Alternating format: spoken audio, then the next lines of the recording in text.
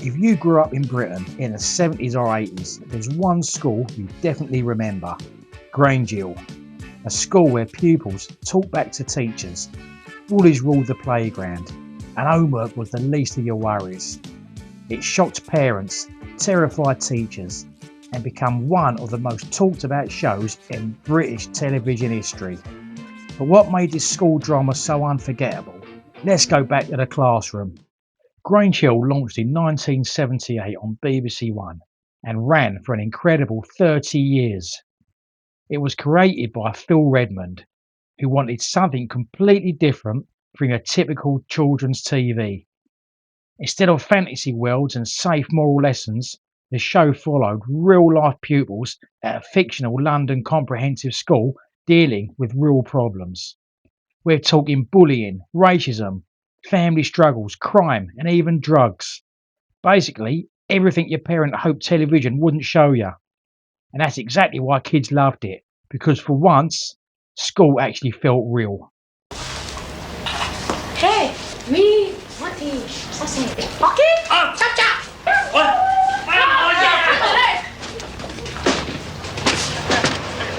Before Grange Hill, children's TV was mostly polite and educational.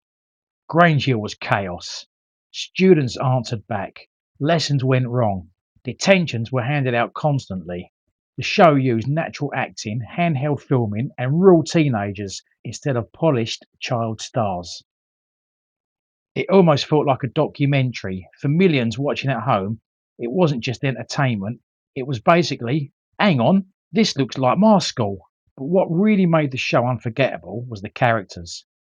Every school type you could imagine, and probably recognise from your own classroom. Before the big storylines, there was Tucker. Cheeky, rebellious, always in trouble. Tucker Jenkins was one of the show's very first breakout stars and quickly became the face of Grange Hill. It avoided schoolwork, clashed with teachers, and always had some kind of scheme going on.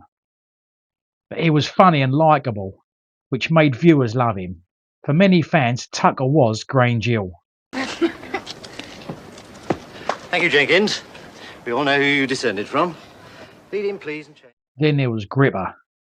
Gripper was the nightmare of every playground. Aggressive, unpredictable, and genuinely frightening for a children's TV villain. He wasn't exaggerated or cartoonish, he felt real. And that realism caused serious concern among parents at the time.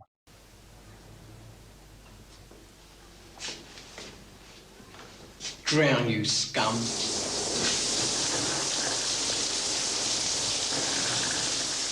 Ladies and gentlemen, I give you Zammo McGuire. Zamo started as a cheeky troublemaker, but becomes central to the show's most shocking storyline. His journey from class clown to heroin addiction stunned the nation.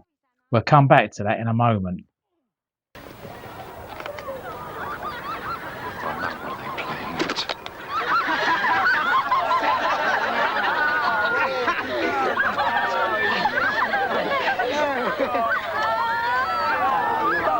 Kill me! I'm sorry for you, Roland. Roland Browning, that lovable underdog. Roland was kind, awkward, and constantly picked on. He represented the everyday kid, just trying to survive at school without being a target, and the viewers could really connect with him. You eat so much. I don't eat that much. Yes, you do. That's why you're so fat. Oh, shut up, you. I expect it's because you're unhappy, and happy people eat to cheer themselves up. Now, back to Zamo. In the mid-1980s, the show did something nobody expected from a children's programme. They gave a pupil a heroin addiction storyline. Yeah, heroin, on BBC children's TV. The country was stunned, parents complained, newspapers debated it, politicians even discussed it. But the BBC defended the storyline, saying young viewers needed to understand the dangers. The plot even led to a nationwide anti-drug campaign and a chart-topping single by the cast. It was bold, controversial, and unforgettable. Just say no. Just say no. No. Just say no. At its peak, millions watched every day. Kids talked about episodes in the playground the next day. Parents worried about its influence. Teachers debated how realistic it was.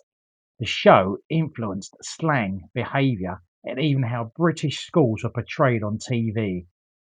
For many viewers, it reflected real Britain, the pressures, struggles, and chaos of growing up. It wasn't just TV, it was a shared experience. Of course, not everyone approved. Some critics said how the show encouraged bad behaviour. Others thought it was too dark for children. There were complaints about violence, language, and difficult themes. But the controversy only made the show more talked about, because with Grange Hill, you never knew what might happen next. Grange Hill changed children's TV forever. It proved kids' shows could tackle serious issues. It created unforgettable characters, and it showed school life exactly as many experienced it. For a generation of viewers, it was the school everyone attended.